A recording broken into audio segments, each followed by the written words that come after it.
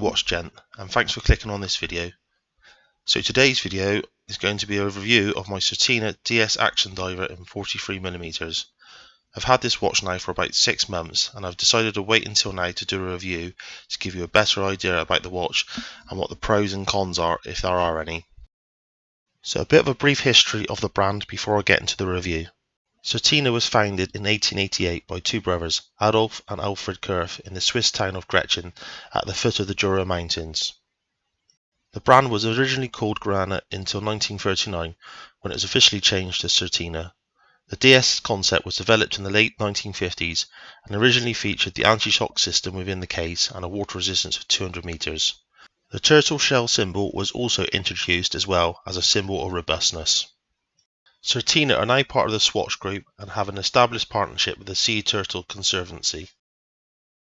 I'll just do a quick wristwatch check before I get onto the rest of the video, and as you can see I'm wearing my Omega Seamaster reference 2531.80.00. So growing up in the 90s and playing GoldenEye on the Nintendo 64, I've always wanted one of these Pierce Brosnan era Bond watches. So without further ado, let's get on to the Certina DS Action Diver. So I purchased this watch 6 months ago from CW Sellers to mark a milestone birthday. I was originally looking to purchase the Longines Hydro Conquest in green, but when I tried it on in my local AD, I was quite put off by the polished centre links on the bracelet. I like to wear my watches a lot, and I don't mind if they get a bit scratched up, but with the centre links being highly polished, that put me off getting the Longines. The delivery was the next day, and another great touch from CW Sellers was I got a free toolkit. So if you are like me and like to tinker with your watches, this was an added bonus. When I first saw the box for the Certina, I was a little disappointed, but after doing a bit more research into the brand, I respect them for using recycled materials. Also, the watch roll, which the watch is placed on, is another nice touch, and also appears to be made of recycled materials as well. In the box you also get the instruction booklet, the warranty card, and the ISO 6425 certificate. The specs on the watch are as follows. The case size is 43mm, lug width is 21mm, and the thickness is 13.1mm. The watch is water resistant to 300 meters, and as previously mentioned, it is also an ISO 6425 certified diver's watch. The case is made of 316L stainless steel and has a brush finish all over.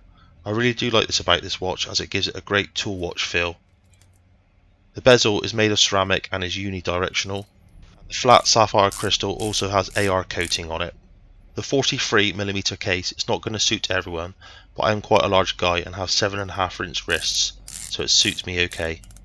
I do find sometimes the watch is quite big though, so when I rotate my watches from something like a 39 or 40mm to this thing, it feels like a beast. I do think Certina have done a great job with this watch though. Yes, it does have a slight Submariner vibe going on, but nothing that makes it look too much like one. As you can see, the case back has a signature turtle on it, and the lettering is deeply engraved and well presented. The 21mm bracelet is well made and the clasp is fantastic, with a micro adjustment system that can be adjusted without removing the watch. My only gripe with the bracelet is the 21mm lug width, as aftermarket straps are very limited. Onto the dial. I went for the green version as my Christopher Ward Trident had a black dial and I already had a blue face watch as well. The applied indices and hands are both finished really well and the print is fantastic. Onto the lume. As you can see, Certina went for a slightly blue Superluminova. The lume is okay, but in comparison to my Christopher Ward and Seamaster, the Certina is not as vibrant. The screw down crown is polished and features the letters DS. If you've made it this far into the video, thanks for watching and please don't forget to hit the like and subscribe button. The DS Action Diver has the Paramatic 80 movement. This version is the Paramatic 80 6.11 and features the Nivitron hairspring.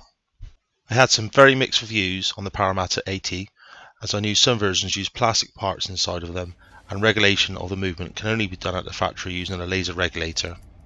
This particular movement has been fantastic in this watch.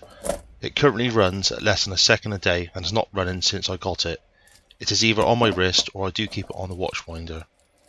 In the past 6 months I think I've only adjusted the time about 3 to 4 times, which is pretty impressive for a sub £1,000 watch. If you're not keen on the green version of this watch, Certina do make it in black and blue as well. They do also make a completely black version which looks very stealthy, and a titanium version with a more vintage look to it with a cream loom indices, hands and bezel markers. This version definitely has a No Time to Die Seamaster vibe going on. They do also make the DS Action Diver in 38mm, but this doesn't have the ceramic bezel or adjustable clasp as per the 43mm version. It's a real shame that they haven't updated that version to have these features, as it'd be a fantastic little watch if they did. Certina have also recently brought out a new 41mm GMT version of the DS Action Diver. This version has a see-through case back, a true GMT movement, but sadly it doesn't have the same style clasp as the 43mm version. Again, something they probably should have put on the watch. So, in conclusion, if you are thinking about getting one of these, I personally think they are some of the best value divers watches in the sub £1,000 price mark. They are sturdy and well built watches that should last. My only negatives to point out is the servicing of the watch when it is required. This is most likely need to be done by Certina themselves due to the Parametric 80 movement and the laser regulation.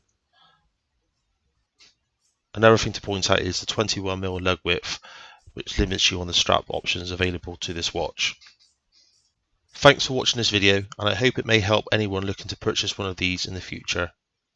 Please let me know if you can think of any other great sub £1,000 divers watches you may have bought instead. Thanks again, and see you all in the next video.